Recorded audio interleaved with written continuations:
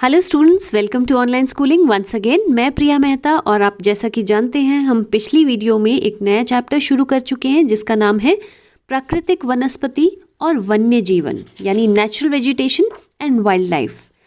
इस चैप्टर में हमने बहुत से वनों के बारे में पढ़ा था, कितनी तरह के वन होते हैं, ये जो वनस्पति है ये किन सब चीज़ों पर निर्भर करती है, और ये इसके अलावा हमने और भी कई जानकारियाँ पिछली वीडियो में देखी थी। तो अगर आपने पिछली वीडियो नहीं देखी है तो आई रिक्वेस्ट यू पहले वो वाली वीडियो देख लीजिए, क्योंकि वो भी बहुत इंपॉर्टेंट पार्ट था चैप्टर का। तो उसके आगे का जो पार्ट है वो हम आज कवर कर रहे हैं। तो चलिए without wasting any time let's begin. आज हम करने वाले हैं शीतोष्ण सदाबहार वन यानी कि टेम्परेट एवरग्रीन फॉरेस्ट। हमेशा की तरह मैं इंग्लिश और हिंदी दोनों में ही आपको समझाऊंगी, क्योंकि मुझे लगता है इंग्लिश और हिंदी दोनों में वर्ड्स तो एटलीस्ट पता होने चाहिए, है ना। तो चलिए शुरू करते हैं। शीतोष्ण सदाबहार वन, इंग्लिश में हम इसे टेम्परेट एवरग्रीन फॉरेस्ट कहते हैं। इन वनों की खास बात है कि ये मध्य अक्षांश के तटीय प्रदेशों में पाए जाते हैं। यानी कि कहाँ पाए जाते हैं? ये पाए जाते हैं महाद्वीपों के पूर्वी किनारों में, जैसे कि दक्षिण पूर्व अमेरिका, दक्षिण चीन और दक्षिण पूर्वी ब्राज़ील। और यहाँ पर जो मेनली पेड़ पाए जाते हैं, अगर आपको कोई एग्जाम्पल्स पूछे कि यहाँ पर कौन कौन से पेड़ पाए जाते हैं, तो यहाँ पर पाए जाते हैं ओक, पाइन और यूकेलिप्टस, जिसे हम बाज, चीड़ और यूकेलिप्टस का पेड़ कहते हैं। यहाँ पर इनके जो पत्ते होते हैं ये सॉफ्ट और हार्डवुड दोनों तरह के होते हैं, यानी कि नरम भी होते हैं और दूसरी तरफ दृढ़ भी होते हैं। तो दोनों प्रकार के जो पत्ते हैं यहाँ पर पाए जाते हैं। नेक्स्ट देखते हैं शीतोष्ण पर्णपाती वन। शीतोष्ण पर्णपाती वन को हम इंग्लिश में कहते हैं टेम्परेट डेसिडुअस फॉरेस्ट। ये वन कहाँ पाए जाते हैं? ये पाए जाते हैं उच्च अक्षांश की ओर, यानी कि जब हम हायर लैटिट्यूड्स की तरफ बढ़ते जाते हैं, उच्च अक्षांश की ओर जैसे जैसे हम बढ़ते जाते हैं वैसे वैसे हमें शीतोष्ण पर्णपाती वन मिलते रहते हैं। अब अगर हम देश देखें कहाँ कहाँ ये पाए जाते हैं, ये पाए जाते हैं उत्तर पूर्वी अमेरिका में, चीन, न्यूजीलैंड, चिली और पश्चिमी यूरोप के जो तटीय प्रदेश हैं, यानी तट के साथ समुद्र के साथ लगते जो प्रदेश हैं, ये वहाँ पर पाए जाते हैं। अब इनकी खास चीज़ क्या है कि शुष्क मौसम में, यानी जब ड्राई मौसम होता है, जब वर्षा नहीं होती है, तो ये अपनी पत्तियों को झाड़ देते हैं। यहाँ पर पतझड़ हो जाता है उस समय। इन वनों में उगने वाले अगर पेड़ों की बात की जाए तो यहाँ पर बांज, ऐश और बीच जैसे पेड़ उगते हैं, यानी कि ओक, ऐश और बीच जैसे जो पेड़ हैं वो यहाँ पर उगते हैं। इसके अलावा जानवरों में हिरण, लोमड़ी और भेड़िया पाए जाते हैं यहाँ पर आमतौर पे। और जो पक्षी इन जंगलों में रहते हैं वो है फीजेंट और मोनाल। फीजेंट और मोनाल जो है यहाँ पर बहुत ही प्रोमिनेंट है, बहुत अक्सर देखने को मिल जाता है यहाँ पर। इसके बाद जो वनस्पति है वो है हमारी भूमध्य सागरीय वनस्पति, जिसे इंग्लिश में हम कहते हैं मेडिटेरेनियन वेजिटेशन। अब ये जो वेजिटेशन, ये जो वनस्पति है, ये पाई जाती है महाद्वीपों के पश्चिमी और दक्षिण पश्चिमी किनारों पर। अगर हम देशों की बात करें तो यूरोप, अफ्रीका और एशिया के सिर्फ भूमध्य सागर के आसपास लगने वाले प्रदेशों में पाई जाती है ये, और इसी कारण से इसका नाम भूमध्य सागरीय वनस्पति भी पड़ा है।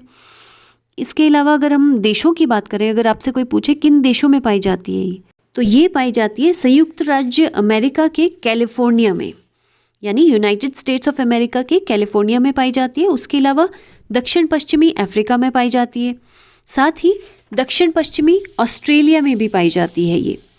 अब यहाँ पर जो मौसम रहता है वो गर्म शुष्क ग्रीष्म, यानी कि हॉट समर्स रहते हैं यहाँ पर, और उसके अलावा वर्षा वाली मृदु शीत ऋतुएं रहती हैं। वर्षा वाली शीत ऋतुएं यानी कि माइल्ड रेनी विंटर्स रहते हैं, यानी हॉट ड्राई समर भी रहता है यहाँ पर। बहुत गर्मी रहती है, बहुत ड्राइनेस रहती है यहाँ पर गर्मियों में, और जो विंटर्स यानी सर्दियों का जो मौसम रहता है उसमें वर्षा जो है वो बहुत कम होती है। अब यहाँ पर जो फल उगते हैं वो है संतरा, अंजीर, जैतून और अंगूर जैसे, यानी कि सिट्रस फ्रूट्स जो हैं, सिट्रस फ्रूट्स कहते हैं इन्हें हम। संतरा हो गया, अंगूर हो गया, अंजीर, जैतून, all these are citrus fruits. तो इस तरह के यहाँ पर फल उगाए जाते हैं। इसके अलावा यहाँ पर जो प्राकृतिक वनस्पति है वो बहुत कम पाई जाती है, यहाँ पर ज़्यादातर यही पाई जाता है, इसीलिए हमने इसको अलग से किया। यह आप सोच रहे होंगे ये प्राकृतिक वनस्पति तो नहीं है, है ना, ये तो अपने द्वारा कृषि की गई है लोगों के द्वारा, जिसमें वो अलग अलग तरह के फ्रूट्स उगाते हैं। तो ये प्राकृतिक वनस्पति में नहीं आएगा, ये आएगा इच्छा अनुसार कृषि कह सकते हैं इसे हम, है ना, जो आदमी खुद से उगाता है। चलिए अब चलते हैं हमारे नेक्स्ट वनों की तरफ, जो है हमारे शंकुधारी वन। शंकुधारी वन को हम इंग्लिश में कहते हैं कॉनिफरस ट्रीज़। कॉनिफरस ट्रीज़, जैसे मैंने आपको बताया, इनके जो पत्तियां रहती हैं वो बहुत नुकीली या नीडल की तरह रहती हैं, मतलब एक सुई की तरह रहती हैं। और ये पाए कहाँ जाते हैं? ये पाए जाते हैं उत्तरी गोलार्ध के उच्च अक्षांशों में, यानी कि जो नॉर्दर्न हमारा हेमिस्फेयर है उसके भी हायर लैटिट्यूड्स में। अगर डिग्रीज़ की बात करें तो 50 से लगभग 70 डिग्री के बीच में ये पाए जाते हैं। और ये बहुत ही घने वन होते हैं, इन्हें टैगा भी कहा जाता है, इनका दूसरा नाम टैगा भी है, याद रखिएगा। शंकुधारी वन को डैश भी कहा जाता है, इस तरह से प्रश्न आ जाता है कभी फिल इन द ब्लैंक्स में। शंकुधारी वन को डैश भी कहा जाता है, क्या कहा जाता है इन्हें? टैगा। और ये जो वन है ये बहुत ही ऊंचाइयों में पाए जाते हैं, जैसे हम देख ही रहे हैं 50 से 70 डिग्री के बीच में बहुत ऊंचाइयों पर पाए जाते हैं ये वन। ये जो वन है ये हिमालय की ऊंचाइयों में बहुत अधिक पाए जाते हैं और इसीलिए सलीमा ने भी इन्हीं तरह के वनों को वहाँ पर सबसे ज़्यादा देखा था। यहाँ पर जो वृक्ष रहते हैं, जो पेड़ रहते हैं, वो बहुत लंबे होते हैं और नरम काष्ठ वाले सदाबहार वन पाए जाते हैं। नरम काष्ठ वाले जो वन हैं उनकी खास चीज़ क्या है?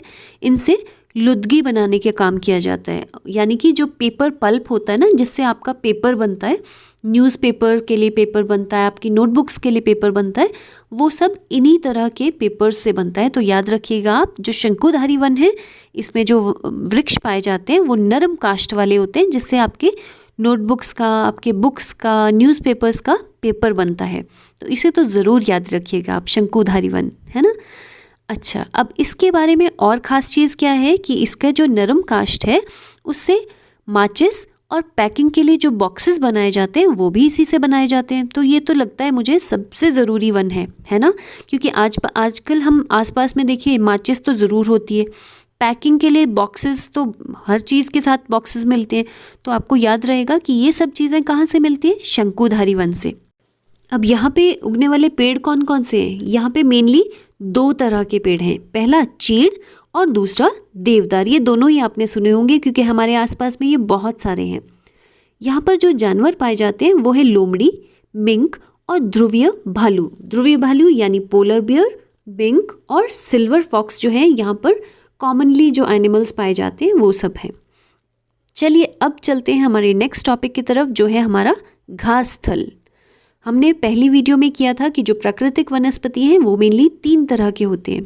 पहला हम कर चुके हैं यानी कि वन, दूसरा था हमारा घास स्थल और तीसरा था कंटीली झाड़ियाँ। तो चलिए घास स्थल को देख लेते हैं। उष्ण कटिबंधीय घास स्थल, घास स्थल को हम ग्रासलैंड कहते हैं। तो ये उष्ण कटिबंधीय यानी ट्रॉपिकल ग्रासलैंड। अब ये जो है इक्वेटर यानी कि भूमध्य रेखा तो आप जानते ही हैं, 0 डिग्री। 0 डिग्री की जो लाइन है ये इसके दोनों तरफ हो सकता है, उसके ऊपर भी और उसके नीचे भी, यानी कि भूमध्य रेखा के आसपास ये उष्ण कटिबंधीय जो घास स्थल है वो पाए जाते हैं।